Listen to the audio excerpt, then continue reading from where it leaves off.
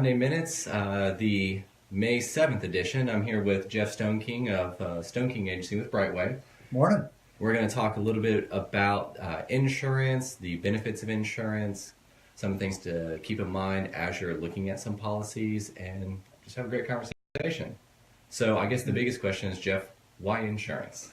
Why insurance? Well, from homeowners insurance, which is primarily what we write, a lot of that you're purchasing the biggest investment of your life, and so because of that, you want to properly protect that. If you have a mortgage, the mortgage company will automatically require you to protect the homeowners, but it just makes sense, sound advice to protect your home. Absolutely. So when a buyer is looking to obtain insurance, what's the benefits of shopping policies? Obviously, we want them to come to Brightway. Sure. Just to get, because you have the ability to shop multiple carriers. Right. So tell me a little bit about that. Sure. So based on the age of the home and location of the property, there's about 45 different homeowners carriers in Florida writing homeowners insurance right now. And every single one of them will have a unique area that they like to be in. So some companies prefer to be on properties where it's brand new construction. Other companies they think that the older homes are built more soundly and will give better rates on those homes. A property might have a unique scenario where a type of plumbing might not be acceptable by one company, but another company will take it. And so having an independent agent like us, especially because we have so many carriers, allows us to truly shop and not necessarily try to place a customer with an insurance company that may not be the best fit, but truly shop around and find them the best option. Excellent. So in terms of shopping around, I know I've owned older homes, so I've come across some of the unique instances like the polybutylene pipe, the open foundations, the gable roof versus the hip roof. So when a buyer were starting to look around, do you recommend that they have contact with an agent early on in the process so they can reach out to find out, hey, what is the potential insurance burden of this property? Sure, especially on older homes, typically homes that are more than 30 years old. A lot of insurance companies will ask for a 4-point inspection. It'll tell us exactly those things that you're referring to. I spoke to a customer on Friday who they were buying a home that was a little bit older, also had a flat roof. Gotcha. And so not all insurance companies take a flat roof. And add into that, they'd done some plumbing updates, but they'd used some some PEX plumbing, which is a plumbing that not all insurance companies take.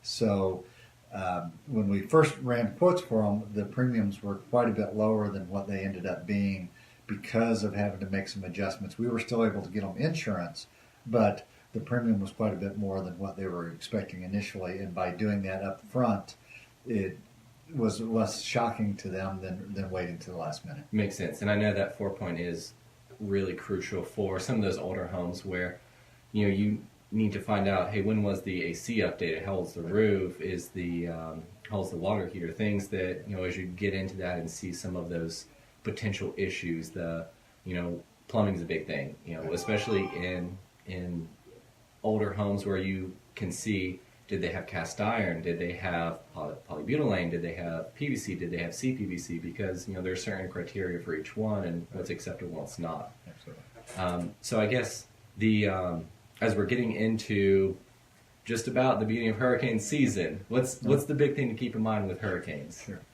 Big thing with hurricanes is, there's two factors. One is obviously you want to make sure that your homeowner's policy has wind coverage, which almost always it will have.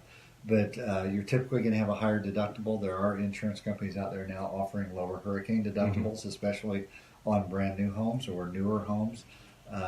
The other is flood insurance, and a lot of people say that they're not in a quote-unquote flood zone. Technically, if you're in Florida, you're in a flood zone. You may not be in a higher risk flood zone. However, roughly 25% of all flooding is in areas that are in non-high risk flood zones. So it definitely makes sense to look at getting flood insurance. At least know your options. There's a 30-day waiting period on many flood policies that say, so you can't call me and say, hey, I want flood insurance, look at that big hurricane coming. Right. You've got to prepare ahead of time. There's also some new changes with Florida, where Florida has approved some private flood carriers, and sometimes that can be a lower premium along with not requiring some of the upfront items like an elevation certificate that Okay. can save people. Excellent. So, Yeah, because I know Florida has been fairly lucky in terms of hurricanes, or at least Northeast Florida has been fairly lucky until the past couple of storms that came through. So have you seen a lot of increased concern after Irma came through? absolutely. So, more people asking about the flood insurance, more people looking at that deductible, finding out that certain things may not be covered on their insurance policy. That's where, an agent taking the time to truly get the customer the best policy, it may be $50 more a year, but not just looking at price, but looking at all the little nuances that may make a huge difference when they actually have a claim. Okay. So, and I know one of the things that I run into sometimes, especially during hurricane season, is they haven't bound their insurance, and we start getting those storms out there. And at what point does it become difficult, or are they unable to bind that policy? Every carrier is different, and again, we write with about 40 different companies, and we'll see companies that will stop writing business a week before a hurricane. Basically, once it looks like it's coming to Florida, and it might be that the hurricane's going to hit the Keys or Pensacola or something on the West Coast, and they'll stop writing insurance in Jacksonville. Okay. And then there's other companies that, unless it's coming directly towards Jacksonville or the Northeast Florida, they will continue writing insurance until it may be a day or two out. So every company is a little bit different, and every storm's different too. So Which makes sense. They look at all the analytics with it and decide how long they want to take that risk. Which makes sense, because when we had Matthew come through, it was, for lack of a better word, a milder storm. Some of my friends would argue that, oh no, this was not a mild storm, but then Irma came through, and basically if you were in Florida, you got hit. Yes. So that's interesting. So that kind of leads me to my last topic for you is claims. Let's say there is an issue and someone has a claim. What's something to keep in mind as they go through a claims process? With the claim in general, the thing I would tell people is to know what your deductible is. Look and see if it makes sense to even file a claim. And then also to look and see, maybe get an estimate from somebody. But the other thing I would say is, most importantly, is make sure that you're working with a reputable, licensed contractor. Usually most insurance companies will have a preferred vendor that they will recommend. So for a roof, a plumbing item, they'll have a company that they recommend. Customers can get in a lot of trouble by signing documents, especially an assignment of benefits. I was going to ask you about that.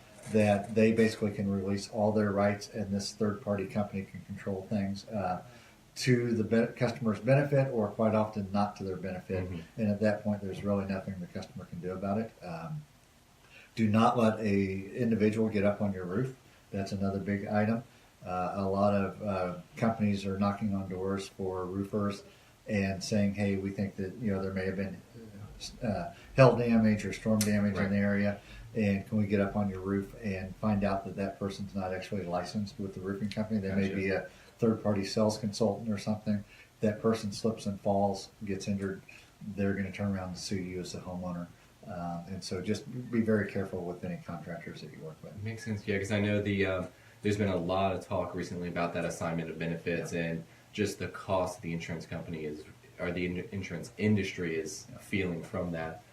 So really, it sounds like the best option is, if your insurance agent says, hey, this is the contractors that we work with, it's likely your best option. Okay. Yeah, very much so. Just make sure that they're licensed, and again, most insurance companies or the carrier themselves will have the recommended vendors that they have. Customer can always use who they want to, right. But the price has to be within reason and needs to make sense for the insurance company as well. Perfect. Well, that kind of covers all of my topics. Did you have anything else that you want to add just about insurance industry? Just want to say thank you very much. If anyone has any questions, they can reach out to me at 904-538-0411. Perfect. And I know there's a lot of events that are coming up just within the industry, and I know one of the ones that I think we're both going to be at is the NEFAR Fights Hunger, where they're going to be preparing the meals for those in need. So that's a great opportunity. I'll put a link in the comments if anyone's interested in either donating to that, time or money. I think we want to do, what, 70,000? 70,000 meals, something to that effect, yeah. Which is a lot of meals, and so we could definitely use some donations of either time or money. So if you've got an interest, definitely look out to do that. Otherwise, Jeff, thanks for being on Sounds with me. good. Thank you very much. Thank you, and we'll see y'all next week.